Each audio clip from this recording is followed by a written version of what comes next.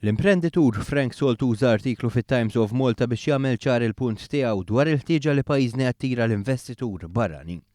Dan fid-dawl tal-kontroversja dwar l-American University of Malta li investituri barranin iridu jiftħu f'pajjiżna. Fl-artiklu tiegħu Frank Salt semma kif il-post magħżul huwa l-aħjar wieħed, dan għax huwa post qrib il-villaġġ intażlet l-inqas biċċa kultivata u l-kumplament se jkun imħares f'park naturali.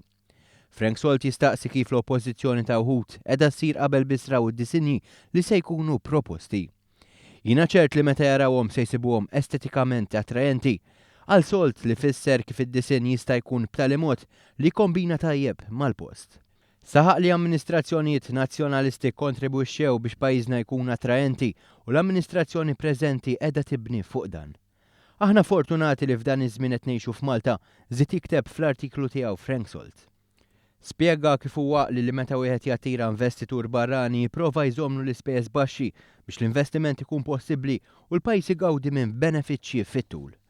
Fost dawn il-benefiċċji l-miljuni ta' euro fis-sena li se jintefqu fiż-żona. Dawk li jeqirdu għal dan it-tip ta' investiment għandhom jieqfu u jaħsbu żied jikteb Salt.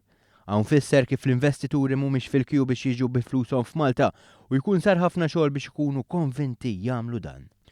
Saħaq li jekk investituri potenzjali jkunu mnafra minn pajjiżna, allura tkun Malta li titlef. Temm jgħid li b'nuqqas ta' investiment barrani wieħed diffiċli jibqa' jistenna sptar u mediċina b'xejn u benefiċċji oħra li issa drajna bihom. Jien ma rridx xi barriera jew x'industrija taż-żejt f'Marsa Skala, iżda post ta' tagħlim li jikkumplimenta ż-żona u fl-istess ħin iġib lejn Malta somom kbar ta' flus kull sena li huwa milquh. Temm jikteb Frank Salt.